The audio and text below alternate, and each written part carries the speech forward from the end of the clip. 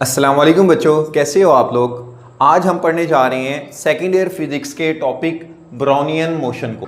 तो स्टार्ट करते हैं बेटा हम अपना टॉपिक ब्राउनियन मोशन। अब इसको अगर आप सिंपली डिफाइन करें कि अगर पार्टिकल्स रैंडम या इरेगुलर मोशन में हो, कहां पर, इन अ फ्लूइड। फ्लूइड का मतलब होता है गैस या लिक्विड के पार्टिकल्स अगर रैंडम या इरेगुलर मोशन में हो, गैस में या लिक्विड में, तो पार्टिकल्स की इस मोशन को हम कहते हैं ब्राउनियन मोशन। मिसाल के तौर पर ये हमारे पास दो पार्टिकल्स हैं, ठीक है। अब ये पार्टिकल्स कभी आगे की तरफ जा रहे हैं, कभी पीछे जा रहे हैं, इस तरह से रैंडमली ये मोशन में है। अब यही पार्टिकल्स की मोशन लिक्विड या गैस में होगी, फ्लूइड में होगी, इस मोशन को हम ब्राउनियन मोशन कहेंगे। तो ये तो सिंपल सी डिफाइन थी। अब यहां पर मैंने एक डायग्राम बनाई है छोटी सी, जिसमें ये कंटेनर है। इस कंटेनर में ये ब्लैक डॉट मॉलिक्यूल्स को, पार्टिकल्स को रिप्रेजेंट कर रहे हैं। अब इन पार्टिकल्स की, मॉलिक्यूल्स की जो मोशन है ये रैंडम मोशन है। कोई पार्टिकल नीचे जा रहा है, कोई ऊपर की तरफ जा रहा है, कोई आगे जा रहा है, कोई लेफ्ट साइड पर है, कोई राइट साइड पर है। पार्टिकल्स की मोशन रैंडम है। यही मोशन बेटा अगर गैस में होगी या लिक्विड में होगी, इस मोशन को हम ब्राउनियन मोशन कहेंगे, ठीक है। अब बात ये आती है बेटा कि जो ब्राउनियन मोशन है इसको सबसे पहले डिस्कवर किसने किया था। तो ब्राउनियन मोशन को डिस्कवर किया था एक बॉटनिस्ट रॉबर्ट ब्राउन ने 1827 में। अब इन्होंने किस तरह से ब्राउनियन मोशन को डिस्कवर किया कि इन्होंने एक माइक्रोस्कोप की मदद से पोलन प्लांट्स के छोटे पार्टिकल्स की ऑब्जर्वेशन की। कि रॉबर्ट ब्राउन ने पोलन प्लांट्स के छोटे पार्टिकल्स की ऑब्जर्वेशन की माइक्रोस्कोप की मदद से। कहां पर उसने ऑब्जर्व किया? लिक्विड में। कि पोलन प्लांट्स के छोटे छोटे पार्टिकल्स को उन्होंने लिक्विड में डाला और उनकी मोशन को ऑब्जर्व किया। तो मोशन को ऑब्जर्व करने पर उन्हें यह पता चला कि ये जो पार्टिकल्स हैं ये रैंडमली मोशन में हैं। ये जो पोलन प्लांट्स के टाइनी पार्टिकल्स हैं ये रैंडम मोशन में है, रैंडमली मूव कर रहे हैं। तो इन पार्टिकल्स की मोशन को उन्होंने नाम दिया ब्राउनियन मोशन का।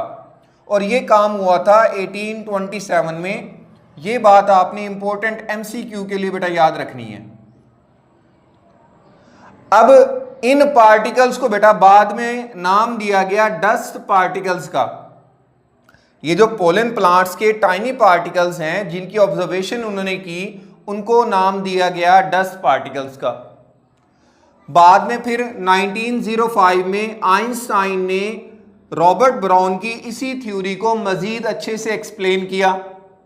और 1908 में फ्रेंच साइंटिस्ट थे जे पेरिन, इन्होंने 1908 में आइंस्टाइन की जो थ्योरी थी ब्राउनियन मोशन पर, उस थ्योरी को मजीद अच्छे से एक्सप्लेन किया और उसको एक्सपेरिमेंटली प्रूव किया।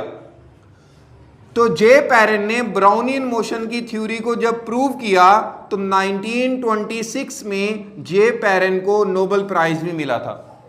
तो ये 3 एमसीक्यूज आपने बेटा यहां पर याद रखनी है कि आइंस्टाइन ने 1905 में ब्राउनियन मोशन को एक्सप्लेन किया, 1908 में जे पेरिन साइंटिस्ट ने उस बात को एक्सपेरिमेंटली प्रूव किया, और 1926 में इस काम की वजह से जे पेरिन को नोबेल प्राइज मिला था। जे पेरिन ने यह प्रूव किया कि ये जो ब्राउनियन मोशन है ये उन पार्टिकल्स की मॉलिक्यूलर मोशन की वजह से है। तो उसकी बेटा फिर रीजन,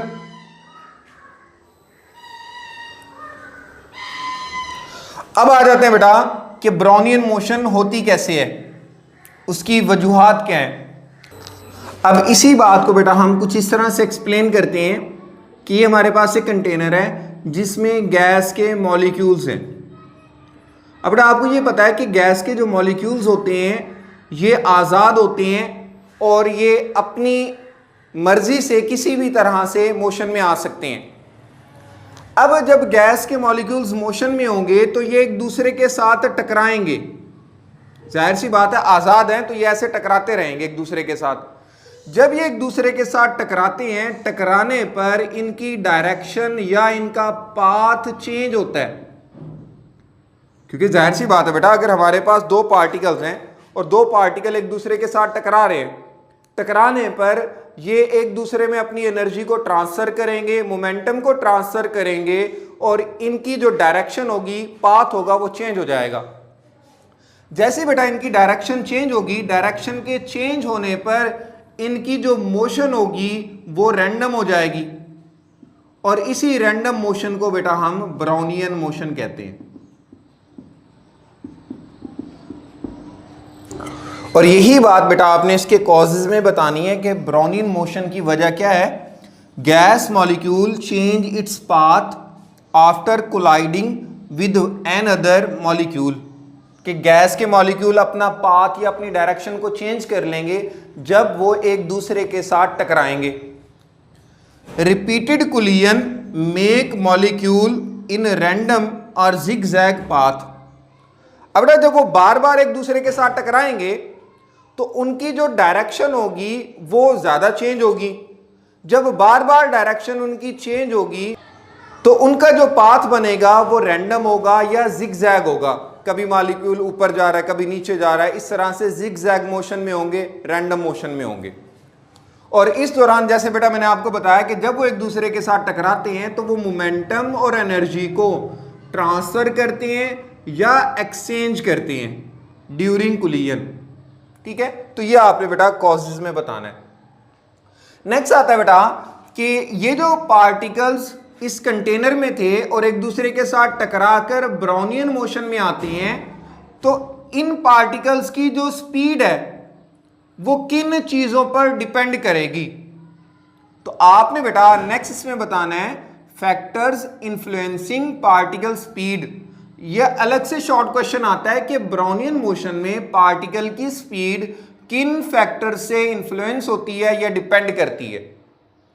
तो इसमें बेटा पहला फैक्टर होगा particle size and its mass. Second factor होगा इसमें फ्लूइड विस्कोसिटी। थर्ड फैक्टर इसमें हम पढ़ेंगे इंटरनल फ्रिक्शन। फोर्थ फैक्टर होगा कांस्टेंट मोशन और फिफ्थ फैक्टर होगा टेम्परेचर। तो पहले फैक्टर को एक्सप्लेन करते हैं कि बेटा अगर पार्टिकल का साइज और मास कम होगा, पार्टिकल छोटा होगा या उसका मास कम होगा, तो बेटा अगर मास कम है तो पार्टिकल के लिए मोशन ज्यादा आसान होगी। तो ये बात हम पहले पिछली क्लासेस में भी पढ़ चुके हैं कि अगर किसी पार्टिकल का मास कम है तो उसके लिए स्पीड ज्यादा होगी, उसके लिए मोशन में आना आसान हो जाएगा। तो यहां पर आप बताओगे कि पार्टिकल का साइज या मास अगर कम होगा तो उसकी स्पीड ज्यादा होगी, पार्टिकल का साइज या मास ज्यादा होगा तो उसकी स्पीड कम होगी। तो इसी बात को आपने नेक्स्ट लाइन में लिखना है, speed inversely proportion to the mass. तो मैथमेटिकली इसको हम इस तरह से लिख सकते हैं, speed inversely proportion to the mass, कि अगर पार्टिकल का मास ज्यादा होगा उसकी स्पीड कम होगी, अगर पार्टिकल का मास कम होगा उसकी स्पीड ज्यादा होगी। सेकंड फैक्टर बेटा इसमें आता है फ्लूइड विस्कोसिटी, कि जो भी हमारे पास फ्लूइड है, लिक्विड या गैस है, उसकी विस्कोसिटी से भी स्पीड पर असर होगा। अब विस्कोसिटी का लफ्जी मतलब होता है गाढ़ापन, कि अगर कोई लिक्विड ज्यादा गाढ़ा है तो उसकी विस्कोसिटी ज्यादा होगी, अगर कोई लिक्विड में गाढ़ापन कम है तो उसकी विस्कोसिटी कम होगी। अब इसी बात को हम इस तरह से भी देख सकते हैं कि जैसे वाटर है और दूसरा लिक्विड है हनी। अब वाटर जो है इसकी विस्कोसिटी कम होती है क्योंकि इसमें गाढ़ापन कम होता है, हनी की विस्कोसिटी ज्यादा होती है क्योंकि इसमें गाढ़ापन भी ज्यादा होता है, हाई विस्कोसिटी होती है। और इसको अगर हम प्रॉपर वर्डिंग में डिफाइन करें, fluid internal resistance to flow, कि फ्लूइड की जो अंदरूनी रुकावट होती है फ्लो होने के लिए, उसको हम विस्कोसिटी कहते हैं। अब देखें, लिक्विड को अगर आप नीचे गिरा दें वो जल्दी से आगे चला जाएगा क्योंकि उसकी विस्कोसिटी कम होती है, उसकी इंटरनल रेजिस्टेंस कम होती है। इसी तरह से अगर शहद को आप नीचे गिरा दें तो वो आहिस्ता आहिस्ता आगे की तरफ जाएगा क्योंकि शहद में इंटरनल रेजिस्टेंस ज्यादा होती है, विस्कोसिटी ज्यादा होती है। तो ये थी बेटा विस्कोसिटी की सिंपली डिफाइन। अब विस्कोसिटी को हम रिप्रेजेंट करते हैं इस सिंबल से, इस सिंबल को कहते हैं ईटा। तो बात अब ये आती है कि पार्टिकल की स्पीड विस्कोसिटी के साथ किस तरह का रिलेशन बनाती है। तो बेटा पार्टिकल की स्पीड विस्कोसिटी के इनवर्सली प्रोपोर्शन होगी, क्योंकि बेटा अगर विस्कोसिटी ज्यादा है, विस्कोसिटी ज्यादा होने का मतलब है गाढ़ापन ज्यादा है, यानी कि इंटरनल रेजिस्टेंस ज्यादा है, तो वहां पर पार्टिकल की स्पीड कम हो जाएगी। और अगर विस्कोसिटी कम है, गाढ़ापन कम है, इंटरनल रेजिस्टेंस भी कम होगी और स्पीड बेटा वहां ज्यादा हो जाएगी। पार्टिकल की स्पीड इंटरनल फ्रिक्शन पर डिपेंड करती है। इंटरनल फ्रिक्शन को हम फ्लूइड विस्कोसिटी कहते हैं। तो जो बात हमने इस लाइन में लिखनी है वही बात बेटा आप इस लाइन में लिखोगे।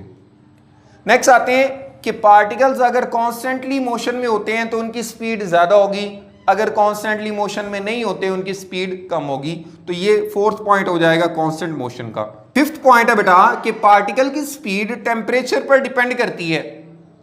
अब हम बेटा ये जानते हैं कि टेम्परेचर काइनेटिक एनर्जी के डायरेक्टली प्रोपोर्शन होता है, कि काइनेटिक एनर्जी जिन पार्टिकल्स की ज्यादा होगी उनका टेम्परेचर ज्यादा होगा, और पार्टिकल का अगर टेम्परेचर ज्यादा होगा तो वो ज्यादा तेजी के साथ मोशन में आएंगे, उनकी स्पीड भी ज्यादा होगी।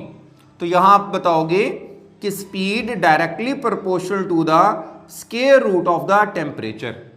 तो ये थे बेटा 5 फैक्टर्स जिन फैक्टर्स पर पार्टिकल की स्पीड डिपेंड करती है।